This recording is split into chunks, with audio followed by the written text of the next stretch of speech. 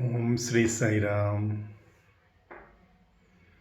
राधा कृष्णा करुणा लोला राधे गोविंदा, राधे गोविंदा मुरली गोविंदा, राधे गोविंदा मुरली गोविंदा, राधे गोविंदा मुरली गोविंदा, राधे राधे गोविंदा मुरली गोविंदा, राधा कृष्णा करुणा लोला राधे गोविंदा। ओम श्री साई राम।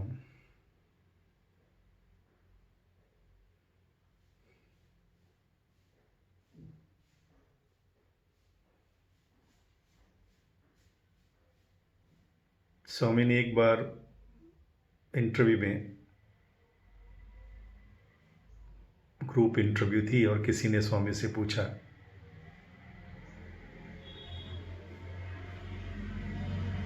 कि स्वामी, हमें जो दुनियादारी जिसे कहते हैं वो छोड़ना बहुत मुश्किल है। अपनी पोजीशंस, रिलेशंस की तो दूर की बात हो गई,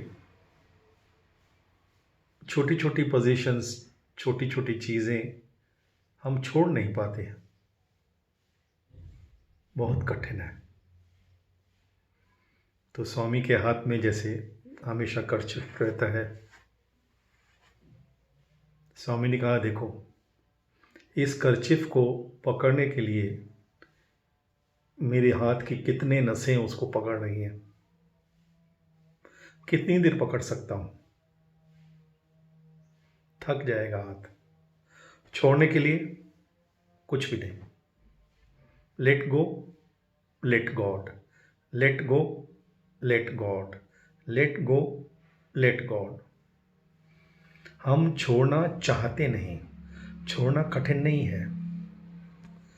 releasing is relaxing, holding is harmful.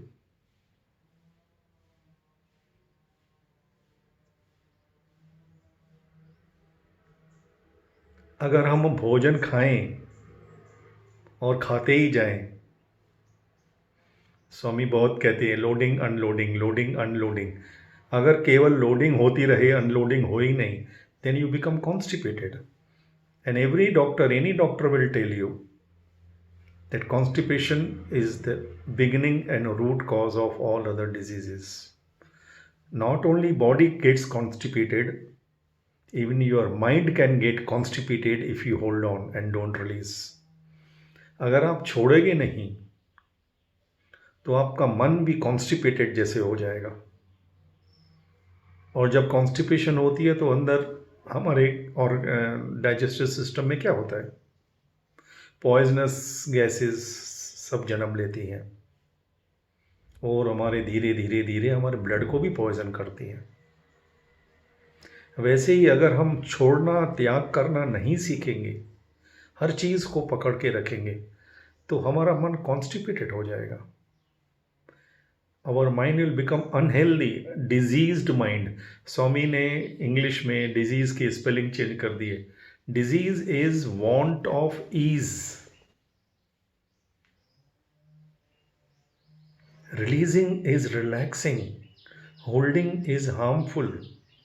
आप पकड़ के रखोगे तो आप पूरा शरीर आपका कॉन्स्टिपेटेड, आपका मन कॉन्स्टिपेटेड, आपकी बुद्धि भी कॉन्स्टिपेटेड हो जाएगी।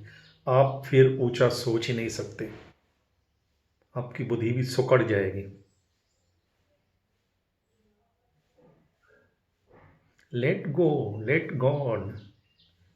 ये लाइफ में स्वामी ने कहा है, मेरे पास कोई अकाउंटेंट नहीं, मैं जिस आत्मा को भेजता हूँ खाली हाथ, बुलाता हूँ तो भी खाली हाथ। ये बीच में फिर कितना कब, कितने समय तक पकड़ोगे। एक चिन्ह कथा सुनाई थी बाबा ने। एक राजा अपने सिपाहियों के साथ, उस ज़माने में राजा का ये शौक होता था शिकार करना, शिकार करने के लिए निकले और शिकार करते करते वो हिरन के पीछे अपना घोड़ा दौड़ाया और अपने सैनिकों से अलग हो गए। इतने फास्ट उस डायरेक्शन में चले गए कि अपने सैनिकों से अलग हो गए। दौड़ते दौड़ते दौड़ते दौड़ते राजा को हिरन तो नहीं मिला, वो तो भाग गया। राजा का घोड़ा एक पत्थर से, बहुत बड़ा पत्थर था, घोड़ा उससे छलांग मार के पलटी मार दिया और राजा यूं गिरते सीधे एक कुएं में जा गिरा। कुएं में गिरते गिरते गिरते, जैसे जंगल के कुएं होते हैं जिसमें कोई बरसों तक जाता ही नहीं, कोई आजू बाजू कोई गांव नहीं, गिरते गिरते गिरते नीचे उस कुएं की दीवार से कुछ जड़ें, पेड़ की जड़ें लटक रही थी। गिरते गिरते गिरते राजा के नसीब अच्छा कि उनके हाथ में एक पेड़ की जड़ आ गई और राजा उस पेड़ की जड़ को लेके कुएं के अंदर झूलते रहे, झूलते रहे, झूलते रहे। पकड़ के रखा था, फिर दोनों हाथ से पकड़ा कि छूट न जाए। नीचे देखा तो मगरमच्छ बैठे हुए हैं, जैसे पता नहीं क्या है, सांप है। गिर गए तो गए, तो पकड़ के बैठे। कुछ समय के बाद राजा के सिपाही, राजा के मंत्री जो उनके साथ आए थे, राजा को खोजते खोजते खोजते उन्होंने दूर से राजा का घोड़ा देखा। घोड़े को देख के वो समझ गए कि राजा कहीं यहीं पर आसपास होंगे और उन्होंने चिल्लाना शुरू किया, महाराज महाराज आप कहाँ हो? तो राजा ने भी नीचे से आवाज़ लगाई, मैं यहाँ हूँ, मैं यहाँ हूँ। और एक संतरी ने सुन लिया, देखा तो कुएं में राजा पेड़ की जड़ों को पकड़ के लटक रहे हैं। अब क्या किया जाए? सभी संतरियों ने, जिनके पास जो कुछ भी पगड़ी का कपड़ा हो, जो भी उनके बन सका, उन्होंने एक रस्सी बना दी और रस्सी बना के उन्होंने राजा की तरफ कुएं में डाल दी। बोले, महाराज अभी आप इस रस्सी को पकड़ो और ऊपर आ जाओ, हम आपको खींच लेंगे। अब राजा दोनों हाथ से जड़ों को पकड़ के हैं, तो उन्होंने एक हाथ से रस्सी पकड़ी और ऊपर से वो कह रहे हैं, संतरी जी महाराज दूसरा हाथ भी छोड़ दीजिए, दोनों हाथ से पकड़ लीजिए, हम आपको ऊपर खींच लेंगे, बहुत मजबूत रस्सी है, कोई डरने की बात नहीं। अब जब राजा दूसरे हाथ से रस्सी, वो जड़ को छोड़ रहे थे पेड़ की, कि जैसे वो पेड़ की जड़ ने उनसे बातें करना शुरू की। बोले, वाह, इतने समय तक तो मैं तुम्हें बचा के रखी, मेरे सहारे ही तुम गिरने से बच गए और अब ऊपर से रस्सी मिल गई तो मुझे छोड़ के जा रहे हो।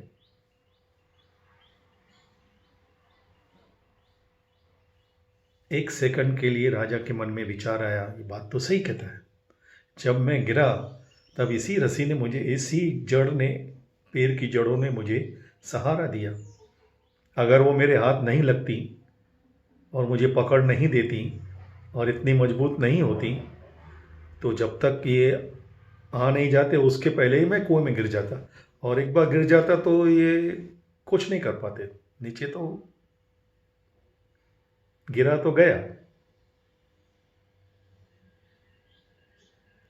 अब स्वामी ने कहा, राजा को क्या करना चाहिए?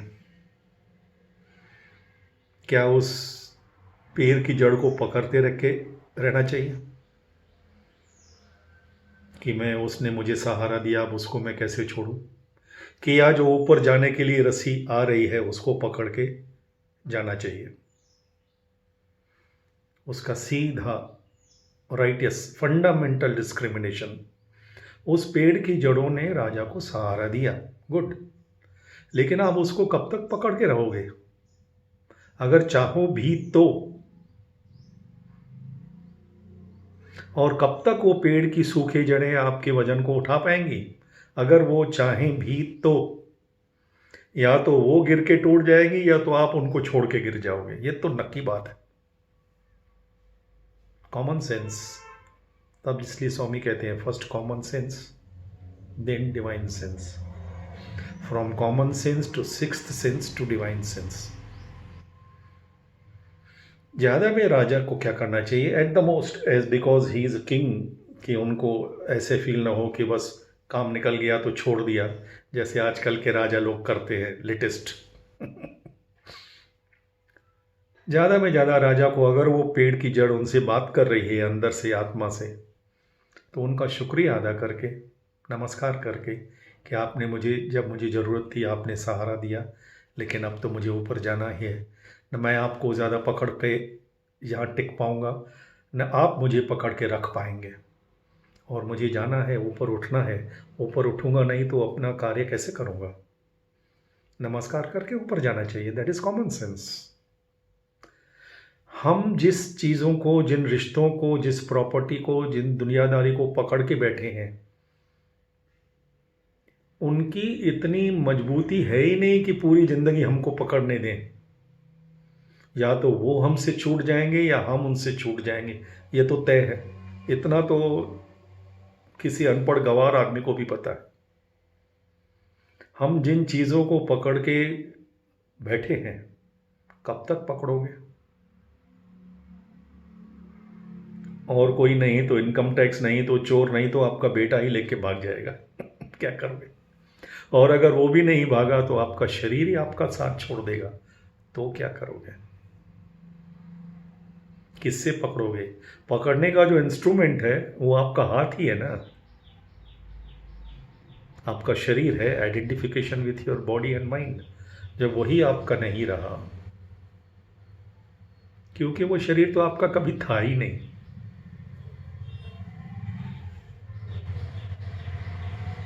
वो तो ऐसे आपको ड्रेस दी गई जैसे वो गांव के किसी गरीब किसान को राजा के वस्त्र दिए गए, मेकअप किया गया कि चलो तुम्हें राजा का रोल करना है, ये वस्त्र पहन लो, ये माला पहन लो, ये मुकुट पहन लो, सिंहासन में बैठ जाओ।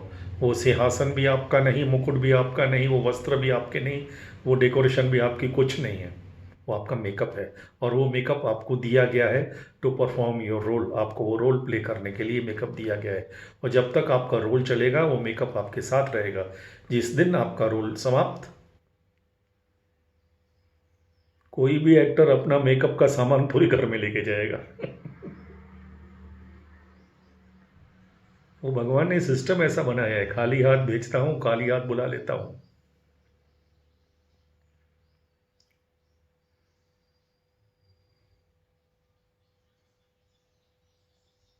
अगर हमारा लक्ष्य ऊंचा है, that is why Swami says always aim high, low aim is a crime.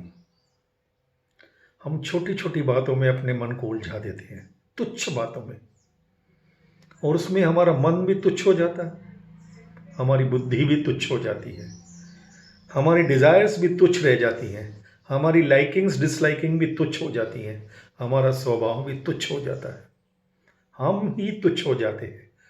स्वामी कहते हैं यू आर दिव्य आत्मा स्वरूप लारा, तुम तो मेरे प्रिंस और प्रिंसेस हो। उन्होंने स्टूडेंट्स को लेटर लिखा हम सब के लिए, वो एक के लिए नहीं है। मैंने पूरा ब्रह्मांड तुम्हारे लिए बनाया है, तुम्हें क्या चाहिए, क्या लेके जाओगे? एंजॉय करो, life is love, enjoy it. जिस घड़ी आपका मन उदास है उस चीज को आप तुरंत छोड़ दो।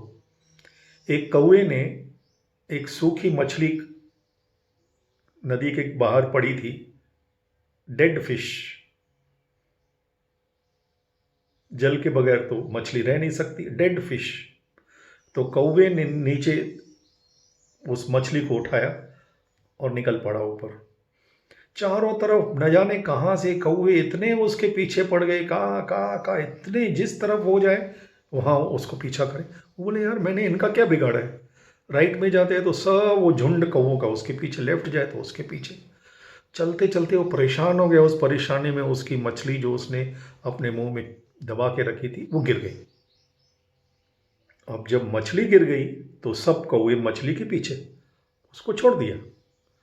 तब कौवे ने बोला अच्छा ये मछली के लिए मेरे पीछे भाग रहे थे, जाने दो यार। वो परेशान था कि मेरे पीछे क्यों सब पड़े हैं। स्वामी कहते हैं when the tank is full with water the frogs will come from anywhere and everywhere. Once the tank is empty, they will leave without leaving their address. ये सब आपके, जिसको आप अपना दोस्त मित्र, सबको मालूम है। आजकल तो गूगल के ज़माने में कोई ज्ञान किसको देने की एक्चुअल ज़रूरत नहीं है, सबको पता है, कॉमन सेंस। लेकिन हम कॉमन सेंस यूज़ नहीं करते हैं. What we do not use we lose. हम उसका प्रयोग ही नहीं करते. पूरा ज्ञान 99% कॉमन सेंस है, वो सबको है. God has gifted every human mind with common sense. हम उसका यूज नहीं करते, क्या कर सकते भगवान. इसलिए भगवान कहते हैं मैं क्या कर सकता हूं. आपको आंखें दी है, आंखें खोलो तो सही. आंखें बंद करके बोलोगे मुझे कुछ दिखता नहीं. अरे यार आंखें खोलो तो सही. उन्होंने आपको ब्लाइंड पैदा नहीं किया है. आपको आंख बंद करके जीने की आदत पड़ गई है. आंख खोलो तो सही. भगवान ने किसी को एक्चुअली ब्लाइंड पैदा नहीं किया. हमें ब्लाइंड गेम खेलने की आदत पड़ गई है. मूर्खड़ू. हमें मूर्खता से रहने में जरा मजा आ गया है. जैसे पिग होता है ना, उसको गटर में ही मजा आता है, उसको बाहर निकलने में मजा नहीं आता है. बाहर निकलो. अगर आपको सामने ऊपर से रस्सी आ रही है तो उस जड़ को छोड़ो. नहीं पकड़ के रख पाओगे. या तो तुम थक जाओगे, नहीं तो वो जड़ टूट जाएगी. Common sense.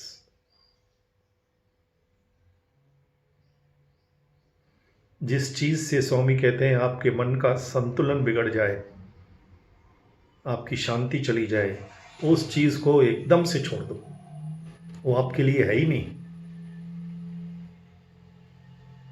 जिस रिश्ते से भी आपका संतुलन बिगड़ जाए, छोड़ दो उसे. वो आपके लिए है ही नहीं.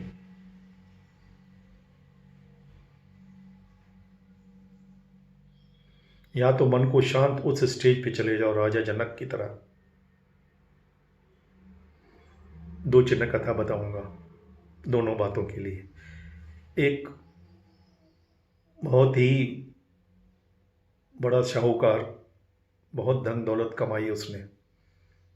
कमाते कमाते सब सुख साधन होते होते उबल गया वो. उसको मन लगा यार इसमें कुछ नहीं. कभी कभी ऐसा भी होता है ज़्यादा एक्सेस में खा लो तो खाने का मन चला जाता है. बार बार बहुत ज़्यादा मीठा खा लो तो मन उबल जाता है. उसका मन उबल गया. बोला छोड़ो यार इसमें तो कुछ है ही नहीं. एक संत के पास गया. बोला यार मैं तो बहुत ये मुझे अभी ये धन दौलत पैसा प्रॉपर्टी किसमें इंटरेस्ट ही नहीं है.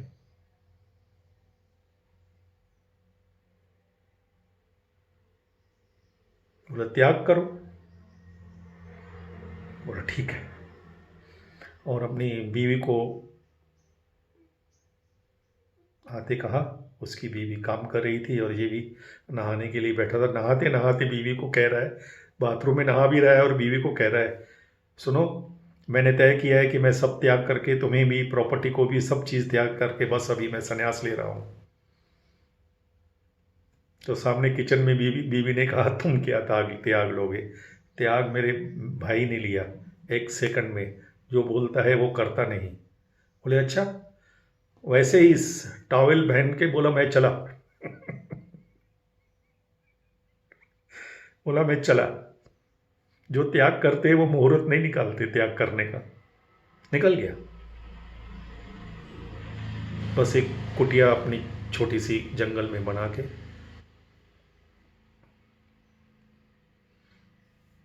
कहीं मंदिर से राम जी का हनुमान जी का फोटो रख के बैठ गया. हर सुबह जाता गंगा में नहाने. पहाड़ी पे जाके बैठ गया. कहीं किसी सन्यासी ने उसको गेरुड़े कपड़े का एक कुर्ता के चोट दे दिया, पहन लिया. किसी ने उसको करमंडल दे दिया, उसमें जल लेता. किसी ने उसको एक हांडी दे दी, उसमें जो कुछ मिलता फल फूल पका लेता, नहीं तो भीख मांग लेता. ऐसे धीरे धीरे वो सन्यासी की ज़िंदगी जीने लगा. पूरा दिन राम हनुमान उनकी भक्ति करने लगा. एक दिन वो नदी में नहाने को गया तो उसको अचानक देखा कि कहाँ से बादल आ गए और तूफान आ गए. बहुत बारिश पड़ने लगी. ऐसी बारिश ऐसा तूफान उसने इतने बरसों में वहाँ 2-4 बरस रहा था कभी उसने देखा नहीं. पहाड़ी इलाका तो उसको लगा कि यार मेरी झोपड़ी में मेरे मंदिर मेरे भगवान हैं. वो दौड़ के वहाँ गया. इतनी हवा तेज थी उसकी झोपड़ी की छत हिलने लगी. झोपड़ी पूरी हिलने लगी. तो उसने अंदर जाते ही हनुमान जी से कहा, हनुमान जी आप, मैं तो आपका भक्त हूँ, प्लीज़ ये झोपड़ी को यार, मैं सब त्याग किया हूँ, ये झोपड़ी को आप प्लीज़, यही मेरा एक, मैं कहाँ कहाँ से चुन चुन के इस उससे ले लेके बनाया हूँ, प्लीज़। जैसे वो प्रेयर करे और तूफान की हवा लगने लगी। तो फिर राम जी के पास गया, बोला राम जी आप हनुमान जी को समझाओ, तो मेरे सुनते नहीं। जैसे राम जी को बोले तो और देर से हवा लगने लगी, झोपड़ी तो अब ऐसे हिलने लगी कि गई। तो सीधे उसे ख्याल आया कि हनुमान तो वायु पुत्र हैं और ये वायु है जो मुझे तकलीफ दे रहा है। तो उसने बाहर निकल के वायु देवता को बोला, मैं तुम्हारे बेटे हनुमान जी का भक्त हूँ यार, मेरी झोपड़ी को तो प्लीज़ एक्सेप्शनल केस करके छोड़ो, बाकी जो करना है करो। लेकिन जैसे प्रेयर करे उतनी जोर से हवा, लाइटनिंग, तूफान, इतना परेशान हो गया, इतना परेशान, इतना परेशान, उसे कुछ सूझे ही नहीं मैं करूं तो क्या करूं। जो उसने 2-4 सालों में मन की शांति पाई थी, वो सब शांति भंग होने को आई। तब उसके मन में विचार आया कि यार मैंने इतना सब अपना घर बार छोड़ दिया और अब एक छोटी सी झोपड़ी के लिए मैं अपनी शांति खो रहा हूँ। बाहर निकल के ऊपर देखा, उसने बोला ए वायु देवता, जितना दम है उतना लगा ले, उड़ा उड़ा के करोगे क्या, मेरी झोपड़ी ले जाओगे ना, ले जाओ। अरे मैं तो महल अपना छोड़ दिया, झोपड़ी क्या चीज़ है, ले जाओ। बैठ गया पेड़ के नीचे आनंद से।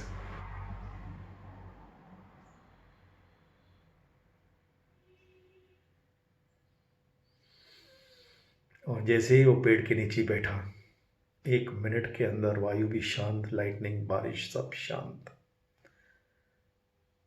जब आप अपने मन को बैलेंस कर लेते हो तो पूरी नेचर, सब कुदरत बैलेंस हो जाती है। सेंटर आपके पास है, चाबी आपके पास है। आप बाहर कहाँ इधर उधर कर रहे हो, इसको फिक्स करोगे, उसको फिक्स करोगे, ये कर लोगे, वहाँ से हो जाएगा, कुछ नहीं। यहाँ फिक्सिंग करो, ये फिक्स हो गया तो पूरी कुदरत आपके लिए फिक्स हो जाएगी। लेट गो, क्या कर लेंगे ये। जब हम पूरा अपना वैकुंठ धाम भगवान से उतर के इस ज़मीन पे आए हैं, अगर हम दिव्य आत्मा स्वरूप ला रहे हैं, अगर हम उनकी स्पार्क हैं, उसकी क्रिएशन है, उसके बच्चे हैं, इतना तो मेरे ख्याल से सब डिवोटी मानता है कि हम उनके बच्चे हैं। जब हम अपने परम पिता को छोड़ के इस ज़मीन पे आए हैं, इतना वैकुंठ धाम, स्वर्ग धाम, जहाँ भी हम थे, उस धाम से इस धरती लोक पे आए हैं, तो यहाँ आके इन तुच्छ चीज़ों के पीछे अपना क्यों दिमाग खराब करें, जिनकी कोई एक्चुअली कोई वो अस्तित्व है ही नहीं। वो स्क्रीन के ऊपर जैसे प्रोजेक्शन है, स्क्रीन के ऊपर आपको महल भी दिखाई दे कि झोपड़ी दिखाई दे, टच करोगे तो स्क्रीन ही टच करोगे। उनकी कोई हैसियत ही नहीं है, औकात ही नहीं है।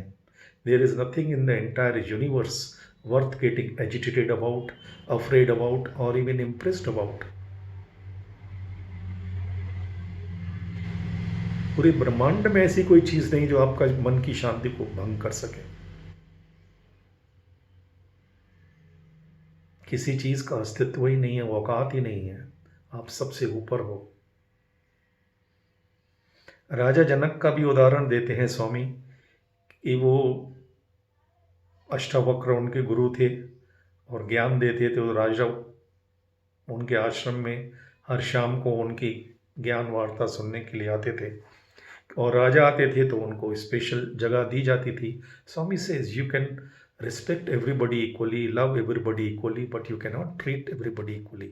स्वामी के पास भी वीआईपी आते हैं तो वीआईपी की बैठने की जगह अलग होती है। इसका मतलब ये नहीं कि स्वामी को वीआईपी ज़्यादा प्रिय है। अब प्राइम मिनिस्टर को थोड़ी स्वामी बोलेंगे पब्लिक के साथ जाके बैठ जाओ, कॉमन सेंस।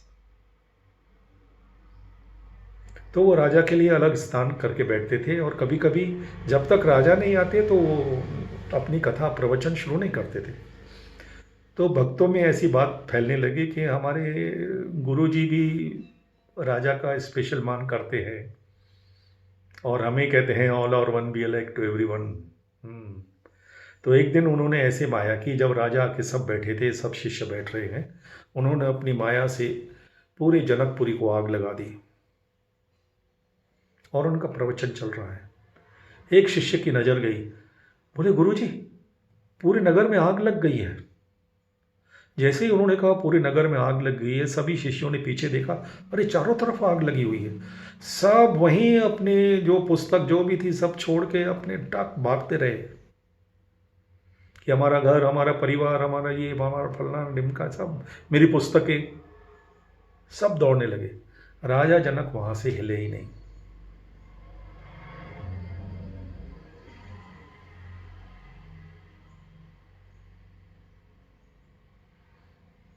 वो शिष्य जब वहां गए तो वो आग तो थी नहीं, वो तो गुरु ने अपनी योग माया से ऐसे उनको मेक बिलीव, जैसे फिल्म की आग होती है वैसी दिखा दी थी।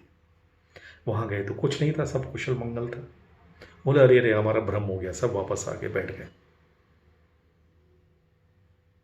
राजा जनक वहां से हिले भी नहीं।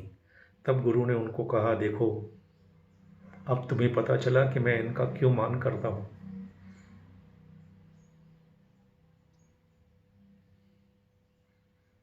क्योंकि राजा जनक जब एक बार गुरु के पास बैठ गए, स्वामी का मैंने रामायण में पढ़ा था, मुझे भी कभी कभी फील होता था जब स्वामी ने मुझे 1990 में कहा था कि तुम कहीं नहीं जाओगे, कुछ नहीं बेचोगे।